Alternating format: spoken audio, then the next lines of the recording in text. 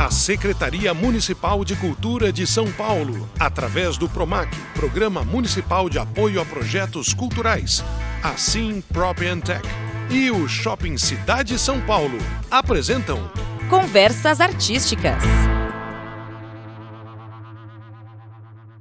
Salve, salve! Está na hora de começar mais um programa Conversas Artísticas. Eu sou o Paulo Bonfá. E eu sou a Juliane Amaoka. A gente começa agora mais um episódio produzido em colaboração com o CEL Jaguaré, através da Coordenação de Cultura. Aberto gratuitamente para os alunos e para a comunidade, o teatro tem no palco um estúdio montado. É isso aí. Lembrando que Conversas Artísticas é uma série de programas dedicada a percorrer as mais diferentes manifestações culturais. A gente recebe sempre um convidado especial diferente para falar dos mais variados temas. Olha só, quem está conosco hoje aqui é Bruno Mota. Seja bem-vindo, Bruno, tudo bem? Muito obrigado, Paulo, Ju, pelo convite. Sempre bom estar falando de arte em geral, né? De criação, de arte. Pois é, nós estamos aqui sentados dentro de um teatro, né? E para que aconteça... Lindo teatro, aliás. Quando cheguei, falei, nossa, que bem cuidado. Qualquer tipo de espetáculo, qualquer produção audiovisual, o ponto de partida é a criação. E você tem uma experiência interessante como autor, porque você já trabalhou criando em televisão, criando em teatro, criando em multimídia ou em mídias ditas digitais, etc. Então, o ponto de partida de tudo é a criação. Para você, o que é criação? Ou o que é processo criativo? O processo criativo é essa hora que tudo pode, né? Tem essa brincadeira, né? Porque o papel aceita tudo, né? A realização aceita um pouco menos, né? A gente vai lá e olha pro que foi criado e fala... isso aqui não vai dar. Vamos precisar de outro jeito. Então a criação é uma hora de muita liberdade. Pode tudo, né? É uma hora que a gente entra em contato um pouco mesmo, dependendo do que você está fazendo, com essa criança que a gente era e sabia que podia tudo, né? Mas só para voltar um pouquinho, quando você fala tudo pode, alguém está nos ouvindo nesse momento e está pensando assim, mas como assim? Não pode porque o orçamento? Isso aqui, olha, a ideia é ótima, mas eu não tenho um satélite e um helicóptero à disposição. Isso. Ou... por uma questão editorial. Não, mas não, esse tema é melhor a gente abordar de outra maneira, porque assim a gente não vai conseguir fazer o público entender, porque o assunto é muito cabeça. O tudo pode liberar a imaginação. Isso, esse primeiro momento da criação que tudo pode mesmo, porque você vai sair do que você está pensando, da sua mente, do seu processo criativo. Já ali tudo pode, né? Na sua cabeça tudo pode. Eu quero um castelo dourado que vai sair um dragão. Mas é no rádio. Então não interessa. Eu quero um barulho, eu quero cores, eu quero cheiro. Na sua cabeça pode ter cheiro no rádio, sabe? Agora você criou. Agora como é que a gente vai, vamos chamar de comunicar isso na realização? Então, esse primeiro momento da criação é muito legal que tudo pode, né? Sabe, você já participou de várias. Aquela reunião junta todo mundo para criar alguma coisa. Um projeto, um programa de TV, um programa de rádio, um espetáculo, um show, um evento, atender uma empresa, né? Criar o festival do colégio, né? Você junta as melhores pessoas naquele momento indicadas, né? Você vai lá na MTV, juntavam os comediantes, no Rock Go, juntavam o pessoal que era comediante do rock e entendia um pouco de futebol. E no colégio, vamos fazer o festival tal, então junta a professora tal, um aluno, e naquele momento da reunião, né? Ali é sem represa, ali ninguém tem que ter vergonha ou filtro para poder compartilhar uma ideia que eventualmente vai ser uma boa ideia. É muito divertido esse processo, né? Tem coisas que nunca vão ser realizadas, mas que foram criadas, né? É muito, não sei se você se lembra dessa parte, sabe? Que é mais radialista, jornalista também passa por esse processo, mas eu me divirto, é muito interessante. É um playground para quem é da criação, né? Aí você está, inclusive, num momento coletivo, né? Isso. Mas tem uma criação também muito individual, claro. Que é a sua preparação, a sua ideia. Em algumas profissões ela é literalmente individual, né? Um escritor, uma escritora que está sozinho ali no seu ambiente, refletindo sobre o que vai sair. É um romance, vai ser o próximo livro, é uma poesia. E nem sempre vai ser no tempo que ele quer, né? Assim, às vezes a ideia também fica guardada há anos para no momento certo, nas condições certas, você também... Exatamente. Eu estou passando agora por um processo que está nos palcos de um projeto que foi alimentar. Eu alimentei por muitos anos na minha cabeça, onde tudo podia. Estou fazendo um projeto que está crescendo cada vez mais, chamado Gongada Drag. E a ideia era juntar drag queens e comédia, que é uma coisa que me diverte, me entretém, não só como homem gay, mas como público. Desde que eu tinha 15 anos, eu ia pra boate ver as drags no dia que elas fizessem comédia, porque tem as drags bonitas que querem dublar e dançar, e eu queria ver as caricatas de dente sujo fazendo piada toda vez que eu viajo. Sempre me interessou isso, quando eu vejo os programas de televisão, de reality, de drags, o da Xuxa, o da RuPaul, né, o Drag Race Brasil, sempre me interessou. E de repente veio crescendo tanto. Eu escrevi uma peça sobre drags, uma paródia de Priscila pro Luiz Miranda, pro saudoso Eduardo Galvão e Duda Ribeiro também, montarem com Cláudio Tovar, acabou não saindo do papel. Mas eu sempre quis, sabe, durante muitos anos. E sempre criei na minha cabeça, vai ser assim, vai ser assado, vou chamar. E de repente, o projeto começou a tomar forma. Aí é essa hora, sabe? Durante muitos anos, igual você falou. Eu queria ter feito 10 anos atrás, mas o projeto ficava aqui na minha cabeça, até que apareceram todos os, eu vou chamar de recursos necessários. Quem joga muito jogo a gente chama de recurso. Todos os itens necessários. Começou a aparecer os talentos, as pessoas. Começou a ter uma técnica, eu tinha contato com os lugares. Tinha gente disposta a financiar. Então, as condições surgiram para viabilizar. E é legal a gente lembrar isso. Realmente, a gente está falando da reunião, mas a reunião pode ser você com você mesmo. Você tira aquele momento para você se permitir criar. E esse é o primeiro momento. Criação. O que vai ser, né? Você pode criar direcionado. Assim, não, eu tenho que criar um texto de 3 a 5 minutos para o Paulo Bonfá fazer na rádio, de humor. O tema é livre. O tema é futebol. Não, o tema é o patrocinador que deu. Ele contratou. O Paulo Bonfá vai falar 3 a 5 minutos. O humor é esse porque o patrocinador contratou esse tema. Aí você vai se direcionando, né? É livre? É futebol? É pro Paulo. Vai ter mais alguém? Eu queria mais alguém. Vamos ver se dá. Eu posso fazer uma outra voz? Isso é um exemplo, né? Aí você está trabalhando a partir das variáveis que foram dadas para direcionar a criação para um propósito específico. No final eu tenho que chegar dentro desse tempo, eu tenho que caber dentro desse orçamento, eu tenho que considerar que quem vai falar é essa pessoa, que eu não tenho outra. Mas o caminho para as pessoas que nos escutam, e muita gente fala assim, mas eu não sou uma pessoa criativa. Eu não sou criativo. As pessoas às vezes não se sentem criativas, talvez porque elas pensem na criatividade como algo muito fora da realidade, como suprassumo da da disponibilidade dos astros para conseguir e esquecem a parte da técnica ou a parte da instrução formal, né? Claro. Do treino e eventualmente, né, dos cursos. Tem muita coisa que é possível usar para direcionar a criação, né? Para começar a trabalhar de forma criativa, qualquer que seja o propósito. Nesse caso, nós estamos falando de cultura e arte, né? Estamos falando de processos Tem artísticos. técnicas para estimular isso também, né? Sim, tudo é técnica, ferramenta, também. repertório, né? Tudo o processo criativo ele é muito alimentado por o que você já viu, sentiu, né? Gostou, se relacionou. Então, primeiro tem isso, você alimenta no sentido de consumir, e se você for se especializar, eu quero criar para rádio, cinema, televisão, para empresas. Publicidade. Eu vou dizer empresa, não só publicidade, porque assim a gente esquece. Imagina o número de empresas que existem no Brasil, de todos os temas, tudo. Enlatadoras de ervilhas, açúcar, leite, tecidos, cadeiras. Todas essas empresas fazem eventos, né? Semana do funcionário, evento do final de ano, eventos já precisam de criação. Então eu quero dizer assim, um campo de trabalho muito vasto. Eles às vezes contratam uma empresa e eles querem uma coisa sempre diferente do ano passado, né? O que vai ter esse ano então? Tem uma atração, não tem uma atração? Tem uma cor, tem música, não tem música? Tudo isso é criação.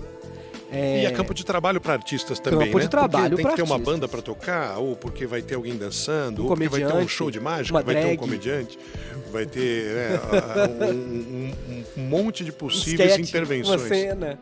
Exatamente. E você falando aí dessa experiência, no teu caso, acho que tem uma variante que é como é criar para si mesmo, que é algo que eu vivi em vários momentos da vida, e como é quando você está fazendo um texto ou você está criando um conceito que não é para você. Para o outro. E aí, além de tudo, você tem que se desprender da sua ideia. Da sua própria Que ideia. é quase o compositor que talvez entrega uma letra. Entregar aquela grande letra e vai ser um sucesso na voz de outro. Ou eu entreguei esta letra pensando num forró e o cara me devolveu como um sertanejo. Exatamente. E, puxa, piorou, melhorou? Não sei. Eu entreguei Não é mais a letra. meu, né? Mas a Ju falou muito assim da técnica e a ferramenta. Então, eu acho que quando você começa a se especializar um pouco mais, então assim, eu crio para cinema ou eu crio para TV. Aí você vai procurando aulas, cursos, livros das técnicas. E é muito importante acreditar na técnica, no método, sabe? Você, por exemplo, escreveu peça de teatro, que aí você não está encenando. Não tô. E aí você escreveu a peça pensando numa certa forma de interpretação ou num tipo de atriz e de ator para fazer os papéis. Mas tem uma outra pessoa que vai dirigir e ela olha o seu texto e ela interpreta de outra maneira a cena ou a situação. E quando você for assistir, eventualmente você chegou lá para ver e não é mais do jeito que você tinha pensado. Eu me muito, Paulo. Eu nessa hora sento para ver. Deixa eu ver como é que eles pensaram. Gente, que coisa doida, eu não pensei nada disso, que legal, sabe? Realmente tem isso. A montagem, um espetáculo que saiu da sua cabeça, a não ser o que estava na sua cabeça. Na MTV, por exemplo, eu acho que eu aprendi isso muito fazendo TV diária. Acho que isso te ensina, porque assim, o processo de uma peça é longo, né? Você escreve, você às vezes acompanha ensaio, aí meses depois que falaram que vão fazer seu texto, fazem uma pré-estreia, um dia fazem uma estreia, e pode ser anos depois de você ter escrito aquele texto, e você fala, e ficou assim, né? Agora, TV diária, imagina assim, o rádio diário, você escreve hoje, para ser feito hoje, e hoje mesmo você já vê que não falaram daquele jeito. Então isso me ensinou muito na MTV, muito. Eu trabalhava com a Dani e o Bento fazendo as notícias. Sim, Dani Calabresa. A Dani criava muito em cima, era muito legal ver. Porque ela pegava, falava o que você falou e fazia um pouco mais. Falava, caramba, que legal, sabe? O Bento era mais específico dele, então ele pegava o que ele conseguia trabalhar. Isso aqui eu consigo. E às vezes ele não... Era engraçado que o Bento não conseguia fazer as outras piadas, mas o programa explorava isso muito, quem lembra, né?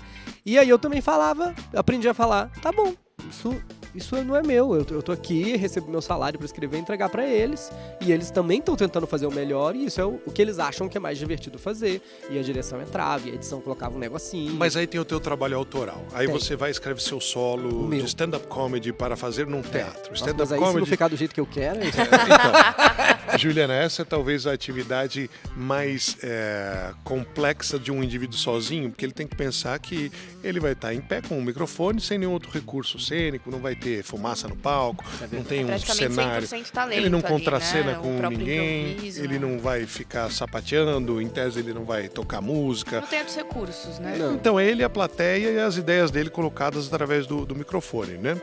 Com a interpretação. Bom, vamos só explicar também, né, que o stand-up comedy depende do domínio do palco, da expressão corporal, do tempo de comédia, que é a pausa que você dá, a entonação e tudo. E que isso tudo também é variado de artista para artista de stand-up, que vai explorar seus pontos fortes, mas assim, nem todo comediante de stand-up é altamente carismático, ou altamente improvisador.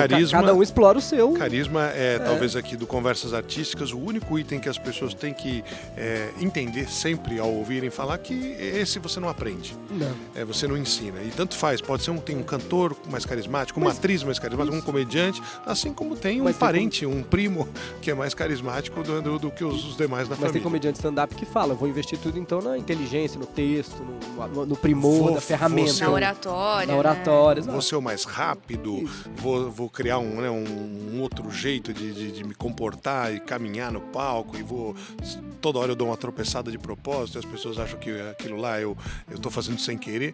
Mas vamos voltar para a parte da criação. Você está escrevendo para você, então você está imaginando que é você mesmo que vai estar lá. E você pode, inclusive, se filmar, pedir para alguém te gravar e falar assim, vamos gravar antes para eu ver como é que tá. Sempre depois, bom. Quando você tiver uma plateia, depois você vai falar assim, eu achei que era legal, mas quem está olhando aqui não está vendo. Ou, de um dia para o outro, se você está em cartaz, muda a plateia e pode ter uma reação completamente diferente, porque as pessoas daquela noite estavam mais cansadas, as outras estavam animadíssimas, outro porque o time perdeu, outra porque faltou luz, e você não controla. A vida é assim. Você está escrevendo para você fica escrevendo, parando, voltando, parando, voltando. Escrevo. Bom, agora acho que eu tenho um show, deixa eu testar tudo. Não, os pedaços. A vida do comediante stand-up, geralmente... Porque você nunca troca tudo ao mesmo tempo, né? E você também nunca vai fazer todo o texto de uma vez só. É uma espécie de quebra-cabeça ou meio que montar uma bicicleta com as peças sobressalentes, sabe? Você vai criando peças bonitas. Pedaços bonitos, trechos bonitos, e você vai ali, acho que esse combina com esse, é uma colcha de retalho. Esse combina com esse combina com esse aqui combina com esse, entre esse e esse eu podia falar de tal assunto, você encomenda pra você mesmo e de repente você conseguiu fazer ali uma bonita colcha de retalho. Acho que isso é o mais parecido com o comédia de stand-up. E aí, o término desse trabalho, pra você, é quando você desiste? Né? Não vou mudar mais. Acho que é quando deu uma hora. Não vou mexer mais nisso, porque os escritores, muitas vezes, as único jeito de também, terminar o livro, falam assim, olha, toda vez que eu releio o livro, eu quero mudar alguma coisa. O único jeito de terminar o livro é você entregar. Senão você mexe. Ou eu abandono o livro, ou o editor vem e toma e fala assim, seu prazo livro acabou. Há 6 anos que eu não entrego agora. ainda. Um romance policial de comédia. A gente sempre mexe mais alguma coisinha, eu escrevo com o Daniel Alves, porque meu sócio. a tendência é que a cada momento que você for revisar, você acha fala, mais puxa, uma coisa. posso trocar uma coisa aqui e tal. No caso do solo, quando deu mais ou menos uma hora de material pronto, já de texto, testado, eu entrego. E eu acho que o mais interessante é a gente falar, já nesse momento da conversa, que a gente abrangeu muito, que é, tem curso, tem livro, o que é importante para alguém que está nessa engrenagem do funcionamento, quem está na criação, o que é importante? E para quem é um aluno, não aqui só no Céu Jaguaré, mas um aluno de diferentes idades, etc., pensando no que a gente está dizendo sobre a questão de como é que eu me torno ou expresso a minha criatividade, né, de forma prática. Então acho que tem 3 pontos interessantes para a gente tratar. Primeiro é se permitir ter referência.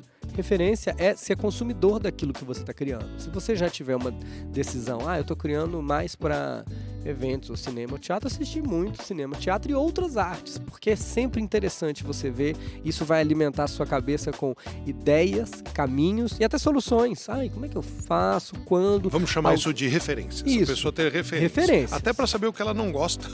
Isso eu nunca quero fazer, porque então vai o que tá bombando, de repente, no mercado. Vai ver né, filme, ouvir música, vai no teatro, ver exposição. Sempre vai ter alguma solução que um pintor deu no quadro dele. Você vai poder, vai liberar na sua cabeça um pensamento de um jeito que você podia resolver na empresa, o palco, o presidente vai sair, sabe? É muito interessante. E você, vendo filmes e lendo livros, vai saber, tem essa maneira de contar essa história que é muito boa pro filme ou livro que eu tô escrevendo, ou pro stand-up. Então, referência, é muito legal. Seja um bom consumidor cultural. A outra é se abusar das ferramentas. Tem cursos e livros. Nossa, um curso para mim nesse momento é caro. Tem livros, tem canais na internet que hoje em pílulas vão te dar conteúdos criativos sobre aquilo. Tem gente que vende os cursos online, mas que antes disso joga pílulas de conhecimento ali. Então tem à sua disposição conhecimento. Como escrever uma história, um filme, um livro, uma peça. Pesquisar opções, né? Porque nem tudo vai exigir comprar. Vai ter coisas que vão ser grátis. Sim, mas isso é estudar. Estudar, né? Ler, se ferramentar, frequentar um curso, porque isso vai te dar aquilo que a gente estava falando, a técnica. A técnica é a ferramenta. Não estou afim hoje, não me sinto no meu dia mais criativo. Tudo bem, mas aí eu vou para a técnica. Esse assunto não me interessa. Me contrataram para falar desse assunto, mas ele não me interessa tanto. Tudo bem, eu vou pra técnica, né? Nem todo dia o pedreiro tá super afim, mas ele vai lá empilhar os tijolos e tirar a raspa do cimento. Tem a técnica, né? Tem uma maneira de fazer isso. Então é importante você ter essa ferramenta, aprimorar sua ferramenta com curso, pesquisa, livro. E a terceira é você realmente se liberar. O que faz as pessoas acharem que elas não são criativas é o processo mental mesmo. Bloqueio, assim? O bloqueio é o crítico dentro de você que diz, não vai ficar bom. Não vai ficar bom. Não vai dar certo. Isso é um mental. O mental, assim, é um crítico... Tem uma outra coisa, eu tô chamando isso de mental, porque eu vou chamar uma outra coisa de uma sensação que a gente tem às vezes, sabe? De... Acho que eu queria fazer vermelho, acho que eu queria papel, eu acho que eu queria... Eu vou comparar com outra coisa, acho que eu queria ligar para fulano. E aí vem o mental e fala, Talvez o fulano não esteja disponível agora, porque agora era do almoço e ele sempre... Mas isso é o mental, você entende? Que a sua vontade era ligar? Liga. Então trazendo o ligar pra criar. Cria. Ai, mas vermelho, as pessoas... Você talvez esteja querendo dizer assim, não racionalize tanto. Não racionalize dê mais na hora de criar.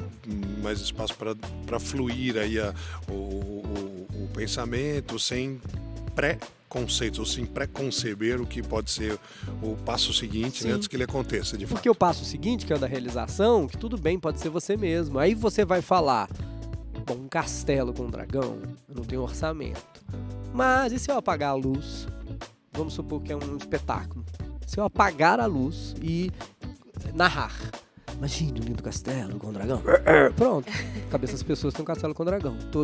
Tô sugerindo uma ideia muito simples, mas porque a gente citou esse exemplo no começo, sabe? Sim, uma alternativa tem maneiras de nesse fazer. Caso, porque eu tô sem dinheiro para essa ideia então, acontecer. Tem outras maneiras também.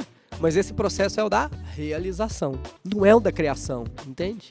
E quando as pessoas acompanham aí o produto final, estão sentados aqui na plateia do teatro, ou sentados no cinema, ou vendo uma série na frente da sua televisão em casa, na parte criativa, o que acontece normalmente é que você não está só contando a história ou escrevendo o diálogo, você também faz a indicação da ação que acontece, né?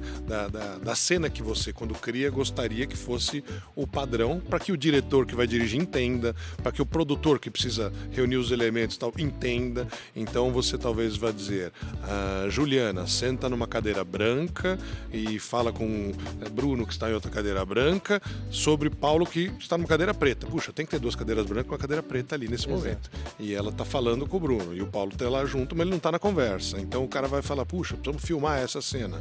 Onde vai ficar a câmera? Bota uma luz lá. Qual que é a cadeira? Qual que é o tipo de cadeira? O produtor vai pesquisar, vai ver quem é o fornecedor da cadeira, quem que vai entregar uma cadeira. É interessante lembrar que até essa função do produtor também é criativa, porque ele pode falar, é branca, mas eu acho que é muito legal ela ser rococó, ela ser antiga, a preta ser moderna, a cadeira. Então, assim, tem criação ali também, sabe? Sim, são possibilidades de variação, né? E para quem não se sente artista, né? E essa tua fala é interessante, tem possibilidade de criação em outros pedaços, contribuir para o processo, né? Contribuir para o processo. Porque, olha, a gente pensou em fazer assim, não, mas eu tive uma ideia. O que você faz? Eu monto a luz, eu sou o iluminador aqui. Se a gente colocar a luz para lá, porque aí, olha, a sombra vai ficar no chão, quem estiver na plateia vai ver uma sombra ali o tempo todo. Legal, porque aí a sombra de uma parte pode falar, o que essa sombra está fazendo com a minha? E por tudo isso aí eu vou perceber que tem uma sombra. Ou eu vi o tempo todo uma sombra ali no palco, ninguém falou nada daquela sombra. É de propósito ou é sem querer? Não, de repente o ator ou a atriz ou quem está em cena faz uma menção na sombra. Tem a criação artística em todas as partes do processo, né? Na trilha do espetáculo, no áudio do cinema, na iluminação, na arte, no pôster, que também é um processo muito técnico, né? Porque assim, o contratado para elaborar a arte, o pôster, o cartaz. A divulgação, você diz, A né? divulgação tem que convencer é o muito público. uma ferramenta, né? O cara vai abrir o computador, tratar as fotos, né? Tipo, vocês querem que eu dê esse caminho aqui, é mais soturno, é mais engraçado, é mais uma referência, tem que parecer tal coisa. Também tem muito de criação. Né? A vivência humana é toda de criação, é assim que a gente se expressa, porque no fundo é uma expressão, né? A arte Isso é uma múltiplas expressão. interpretações também, né? Às vezes Sim. você pensou em passar essa mensagem, a pessoa vai interpretar algo que você nem imaginava, né? Isso é muito legal. Porém, tem uma frase que um amigo recentemente colocou. Ele falou assim, olha, agora todo mundo quer ser artista, ninguém quer ser público. Mas falando sobre a aspiração que as pessoas têm com as suas próprias redes sociais, né? E alguns usam só para registrar sua vida, outros usam para criar conteúdos que pretendem como originais, e outros fazem de tudo um pouco. Criar para um intervalo de 30 segundos, de 1 minuto, de 2 minutos, que antigamente era o tamanho do intervalo comercial numa televisão ou numa rádio. Então é uma mensagem curta com um propósito publicitário, né? Uma propaganda. Como que você vê essa instantaneidade de falar, eu tenho que fisgar essa pessoa em 3 segundos, senão ela já vai passar a mão na tela do smartphone dela e já vai para outra coisa.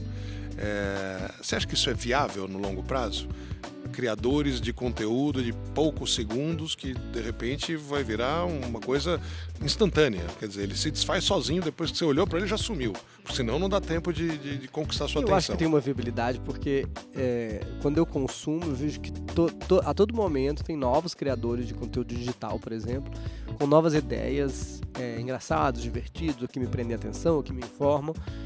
E o que mais tem é assunto no mundo, né? E tem 1000 maneiras de contar. Tem 1000 maneiras de você contar a mesma história. Então eu sempre fico muito impressionado com a criatividade de alguns. O que também não deixa de ser inspirador. E faz parte daqueles limites, daqueles limitadores que a gente falou lá no começo da nossa conversa, né? Quando a pessoa vai te falar, agora eu vou te dar os limites desse trabalho, né? A gente falou naquele momento que era o Paulo no rádio, tipo de eu não ter um patrocinador encomendando. E aí são novas balizas para você passar a sua mensagem. Agora tem que ter 30 segundos, agora tem que ter 1 minuto, agora tem que ter 7 minutos, agora tem que ter 10 minutos. Você tem 10 minutos para contar a sua história. Mas engraçado você tocar nesse assunto dos balizadores, vamos chamar assim, né? Quais são os limites? Pra fazer a manobra, né? Igual quando você tá na autoescola, tem que fazer a baliza, passar naqueles 2 pontos. A gente conversou com um diretor de videoclipes e que falou, olha, agora eu vejo nos filmes, vários lançamentos grandes de filmes vindo de Hollywood para o Brasil, que o trailer tem um teaser do trailer, o teaser como o chamariz. Então, Sim. antes do trailer, que já vai ter 1 minuto e meio, não é um filme inteiro de 2 horas. O cara começa com 3, 4 cenas, uma imagem pegando fogo, caindo, chorando. Trailer disponível dia tal. E aí, O trailer do trailer. e aí depois vem o trailer, mas porque o cara ele tá pensando nisso, na atenção. Então a limitação dele é alguém falando assim, olha, se em 8 segundos não aparecer Você não me tudo que a gente entregar quer alguma vender coisa. depois, o resto o minuto seguinte, que é só o que sobrou, que é mais 1 minuto, já não vai funcionar. Mas é Então verdade, se vira. Começa a ver um trailer. Tipo, não me interessa. Tipo, gente, por que eu continuaria, né? Hoje em dia, com o botão podendo fazer assim, tô dizendo uma história que você vai gostar, porque o quê? Sobre o que é essa história? Me fala logo nesses 10 primeiros segundos, né? Acho que as pessoas pensam muito isso. E a finalidade também, né? Eu queria uma opinião tua sobre o conteúdo, no nível, não vou falar da facilidade ou dificuldade, mas da emoção que você quer gerar, né? Porque você pode estar querendo fazer as pessoas rirem, como a gente falou do teu solo, né? Teu texto de stand-up comedy, mas você pode estar querendo contar um drama, você pode estar fazendo uma biografia, então não dá pra você inventar que a vida da pessoa foi diferente. Eu posso tirar uma parte. Mas eu vou tirar essa parte aqui porque é meio deprê, porque eu quero contar da vida dessa pessoa. Exato, né? Você pode, mas você não pode inventar um elemento. Não. Você não, olha, ela inclusive voava. Ela voava? Não, aí é ficção, é um personagem, um super-herói. E a criação com essa finalidade, ela também muda um pouco o processo, né? Porque se você está acostumado a escrever em dupla, ok, cada um tem uma cabeça, mesmo que os dois queiram ir para o mesmo lado, não pensam igual. Se você vai escrever sozinho, é um outro pensamento. É só você e as suas referências e tal. Essa temática, você acha que facilita ou complica a vida de alguém que está criando, está escrevendo, está roteirizando, ou não, tanto faz? Você vai se especializar em alguma coisa? Poxa, eu, por exemplo, eu não sou um grande especialista, né? Tem os assuntos que eu gosto. E eu me abro muito, assim, eu acho que eu me desafio, acho que isso é importante para o criador também, se desafiar, sabe? A criar nas mídias que tiverem disponíveis naquele momento, né? Porque também a gente é criador. Como eu falei, nesse começo do processo, tudo pode, né?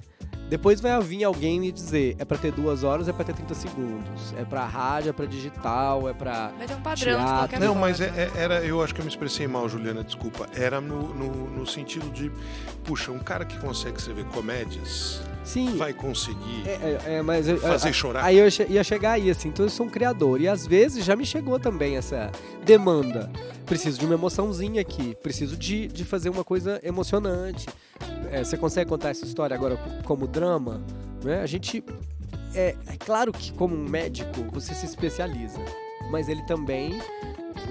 O o seu médico de rins, se você precisar, ele vai saber mais ou menos te atender. Sim. Se você estiver tendo uma emergência, ele sabe mais ou menos como funciona o corpo humano, não é verdade? Começo do caminho, né? Tô Ele gripado, é vai médico, saber qual exatamente. remédio. Há algum médico a bordo, a gente vê quem é que está disponível. E a gente também, às vezes, a gente vê transições de criadores, né? Um criador que era muito de um assunto específico começa a criar para outro e começa a se aventurar ali e fala, nossa, ele faz isso bem. Eu acho que é interessante você explorar os seus limites, né? Cruzar, porque sempre vai agregar no seu arsenal. Sempre vai agregar nas maneiras com que você aborda os assuntos. Você sempre vai aprender um pouco mais. Você abordou bastante do humor dentro do próprio jornalismo também, né? Certo. Eu faço humor no jornalismo, faço humor em dramaturgia. Aí muita gente não sabe, por exemplo, que eu escrevia para cinema. Porque é difícil, o humorista nem sempre sabe fazer um roteiro. Né, sabe fazer uma piada, né, sabe a estrutura do que é uma piada, uma brincadeira, um xixi, uma contraposição, faz um bom solo, faz um solo genial, mas ele consegue contar uma história, ele domina outras ferramentas para escrever para o cinema, que é fazer o cena a cena, que uma cena tem que estar em justa posição com outra, que o final dessa cena tem que combinar com a próxima e você não desperdiça a cena para contar uma história, qual é a grande história, como essas cenas se encaixam, sabe? Qual é o arco dramático de cada personagem? Tem um grande arco dramático, a gente optou por contar essa história de outro jeito. Então, assim, já escrevi para cinema alguns roteiros e é legal, deixa você com, sabe, vontade, deixa você de novo você fica um pouco instigado ali na produção. Instigado, desafiado, você se sente de novo adentrando um lugar que você não foi ainda. Então é muito interessante saber que existem infinitas formas de trabalhar a criação. E na tua cabeça, falando agora de 2024, né, e do último ano, talvez o grande assunto tenha sido esse, como rodas de novidades tecnológicas, a inteligência artificial. A inteligência artificial, como a gente tem conhecido desde esse curto período em que ela ficou disponível para o grande público, ela se alimenta de algo que já foi feito, então ela tem todas as possíveis referências imagináveis, os textos que já foram escritos, os trabalhos, os livros, etc. E ela responde a comandos, chamados prompts, que é como você orienta o resultado que você espera ao final. O cara pode fazer isso na contabilidade para melhorar o sistema de contas a pagar da empresa, verificando as faturas automaticamente para não ter erro no cálculo do imposto, mas ele também pode chegar hoje em dia e falar, olha, me cria um texto com 10 páginas, que tenha 2 atores pretos, que tenha uma cena na praia, que fale sobre um dos objetivos do desenvolvimento sustentável da ONU e que tenha uma piada por minuto e pronto, né? Vou dar esse comando. Alguma resposta eu vou ter. Alguma coisa vai sair. Pode ter uma qualidade melhor, uma qualidade pior, mas em algumas situações as pessoas já se deparam com textos que... Com alguma coisa. É difícil dizer se foi um humano que escreveu. Ou às vezes até, o que é muito pior em vários sentidos, é difícil saber se aquilo de fato é verdade ou não. Porque pode estar contado com requinte, detalhes e elementos que levam a pessoa a crer que, não, isso aqui é real. Isso aqui é uma notícia que alguém foi lá e apurou, ou estava num livro de história e eventualmente não estava. Você enxerga essa parte da tecnologia como um auxílio, como uma competição, como uma mudança só do processo? Eu acho que é um auxílio e uma mudança. No meu caso específico, como competição, não, é muito interessante. A inteligência artificial não consegue fazer piada. Nenhum tipo. Ela só consegue copiar, colar piadas, anedotas. Se eu pedir liste 10 piadas de toque-toque, e aí ela consegue, em algum lugar no banco de dados, trazer. Mas ela não consegue criar piada, é muito subjetivo. Essa parte mais artística, como você falou, ou ela tem referência ou não tem, né? Então eu acho que ela é um auxílio em alguns momentos, do tipo, nossa, não tenho nem tempo, eu preciso sair da folha em branco para alguma coisa muito mais rápido do que eu imaginava, me entregue uma cena na praia com 2 atores negros, e aí agora que você me deu alguma coisa, eu vou mexer aqui, consertar. Então, assim... Ou talvez pedir sugestões, né? Me Dá fale dos ideias, 10 né? temas mais comentados nos aplicativos de troca de mensagens Exato. dos últimos 30 dias. Às vezes podem nem ser os 10 mais, mas ela vai te dar 10. Você, que boa ideia, esse aqui eu não tinha pensado. Então eu acho que é isso. É um auxílio e uma mudança. A gente vai aprender a trabalhar. Talvez algo que às vezes você pudesse ter feito manualmente, indo a uma biblioteca, entrando nos corredores, falando, olha, aqui é natureza, aqui é Isso, matemática. auxílio. E uma mudança, que a gente não vai lá. Mas eu acho que esse é um bom lugar. Eu já recorri à inteligência artificial para isso. Me dê 10 assuntos sobre tal coisa. Às vezes eu precisava entregar um trabalho para um contratante, assim, me diga 10 números, para você ter uma noção, né? Para você não ter que sentar, procurar, numerar número, digitar. Ela vai poupar esse tempo. É um auxílio e uma mudança. Bom, é uma coisa que a gente sabe que não vai ser mais como era, mas ninguém sabe exatamente ainda como será, vai né? ser. Mas é porque é muito curioso, porque se você pede, eu acho que vai continuar assim. Escreva um filme, tal, com esses pedidos. Não sai bom mesmo. Sai alguma coisa, é verdade. Antigamente não saía nada. Mas não faz sentido, não é bom. É muito curioso. E qual é a sua relação com o público? Vamos falar do público que você consegue ver na hora, a plateia. Isso te faz mudar o seu jeito de escrever de acordo com o resultado que você verifica na hora? Isso eu adapto o espetáculo. Adapto, assim, eu sempre prefiro usar uma palavra que é tempero, né? Que assim, eu tô servindo estrogonofe, eu não vou mudar pra lasanha. Mas eu posso pôr um pouquinho mais de sal, um pouquinho mais de pimenta, não colocar a pimenta que eu imaginei, colocar uma coisinha em cima crocante, sabe? Ali eu consigo temperar pra aquela plateia. Isso eu gosto muito de fazer ao vivo. Acho que meu jeito de escrever foi mudando com o tempo, né? Fui me entendendo mais, entendendo que quando a gente fala meu público, né? Mas assim, quem as pessoas que eu gostaria de atingir, como eles preferem. Então acho que eu consegui ir refinando essa maneira de criar para essa janela, né? Stand-up comedy. E quando é um evento corporativo? Assim, nossa, faço muito. Eu li uma matéria sua recente, né, sobre o crescimento desse, principalmente pós-pandemia, né? Mas aí é aquela coisa, você tem 20 minutos, a gente quer falar sobre isso, a empresa é voltada para tal tema, é mais difícil porque é mais quadrado, né? Assim. Eu trabalho muito no mercado corporativo por isso, porque eu acho que eu fazia muito stand-up no final da festa, no encerramento da empresa, e sempre tinha um apresentador, um mestre de cerimônias, geralmente um radialista ou algo muito formal, um jornalista. Alguém falando, e agora com vocês, Bruno Mota. Presidente da empresa, né, humorista, Bruno Mota. E de repente eles começaram a achar que o mestre de cerimônias já podia ser um comediante. Então você traz um pouco daquele molho da comédia que era pro final, para todos os momentos, em pílulas, e você acaba produzindo conteúdo, divertindo enquanto informa, não é? Acontece algum problema inesperado, faltou luz, algum convidado atrasou, a gente vai contar daquilo para as pessoas, buscar uma solução, mas acaba divertindo. Não tem nada melhor para um comediante do que faltou alguém, caiu uma lâmpada. Dá motivo para ter a piada, para né? brincar com as pessoas. Então é muito interessante. E é isso que você falou, mas a empresa vai ter um monte de metas ali. Tem que terminar até tal hora, você precisa ter 1 minuto, você precisa passar tal mensagem. Então, isso também ajuda o comediante, nada melhor. Eu preciso ir direto ao assunto, então o comediante fala assim, gente, eu vou direto ao assunto, sem nenhum meandro, tal.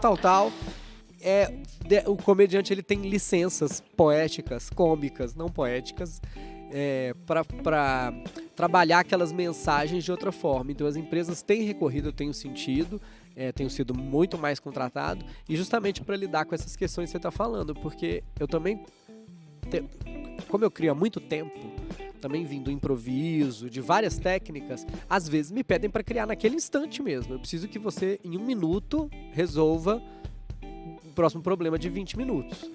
Então eu empenho toda a minha experiência, me dá um instantinho, deixa eu pensar, vamos fazer isso, sabe? Eu entendo que é legal a gente comentar para a nossa audiência aqui e também para as pessoas que estão ouvindo que para os artistas em geral, né, o fato da sua carreira prever habilidades que são habilidades específicas, não só como o exemplo que você está dando, escrever um texto, mas um evento que é numa empresa. As pessoas que trabalham possibilitando a atividade cultural também têm mercado quando não estão atuando com cultura e em outros possíveis possíveis serviços. Então vamos falar que a gente está aqui no palco do teatro, tem uma luz montada aqui, tem um técnico de luz que fez essa luz, que de repente ele está no teatro de sexta a domingo. Mas na terça-feira ele está num buffet de casamento, iluminando uma pista de dança. E a noiva pediu, a festa do meu casamento é tema anos 80. Ela pediu, ai não, meu casamento eu quero que seja nos 80. E na quarta-feira à tarde está num hotel, num centro de convenções, fazendo a iluminação do palco, onde um palestrante está ali falando sobre macroeconomia para um público convidado de uma empresa, né? Então, isso acontece com músicos, acontece com bailarinos, acontece com apresentadores, atores, escritores, né?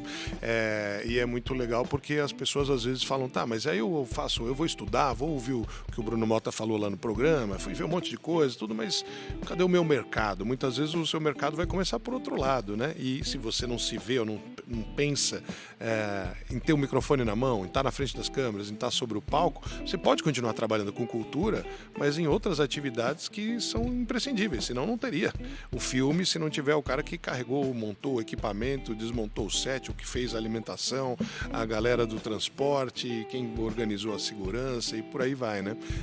A noção ampliada da dimensão econômica, né, da cultura, de tudo que se movimenta e como também as empresas se servem disso, né, diferente do público que comprou o ingresso para entrar e assistir. E Bruno, você falou sobre a tua ideia maturada de drag queens, né? E eu queria te perguntar uma coisa sobre o momento atual com relação à inclusão cultural e à diversidade, né? Então, puxa, a gente trabalha para ter mais pessoas pretas em companhias de dança do balé clássico, porque, nossa, isso veio da Europa com uma coisa longilínea da bailarina de rosa, um biotipo até que não é o brasileiro, mas tem lá a dança contemporânea, danças de matriz africana, etc. Aí a gente tem comunidade LGBTQIAP+, com espaços de trabalho e de destaque para ações afirmativas, né? Você tem que ouvir essa realidade, não que necessariamente você, se eu for homem gay, vou escrever peças para homens gays, etc. Mas você entende que tem pluralidade suficiente, né, no mercado, ou que ainda é necessário você ficar lembrando a todo tempo que a gente precisa da diversidade porque ela melhora a vida de todo mundo? Eu acho que ainda é um momento que a gente precisa, dentro de alguns ambientes, lembrar da pluralidade. É importante. E é importante a gente também conseguir encontrar um caminho de naturalidade para falar desse assunto, sem que pareça... Bom, gente, agora é hora de falar que está precisando de um pouco de diversidade. É uma lembrança, às vezes. Às vezes você vai escolher na sua cabeça 5 pessoas que vão compor qualquer... o elenco. Painel, elenco, palestrantes, ou as 5 pessoas que vão trabalhar com você de qualquer outra forma, e você pensar, fulano, você vai ver e você tem o quê? 5 homens brancos. É muito comum. E aí é bom alguém te lembrar, tipo, entendo, mas só tem 5 homens brancos.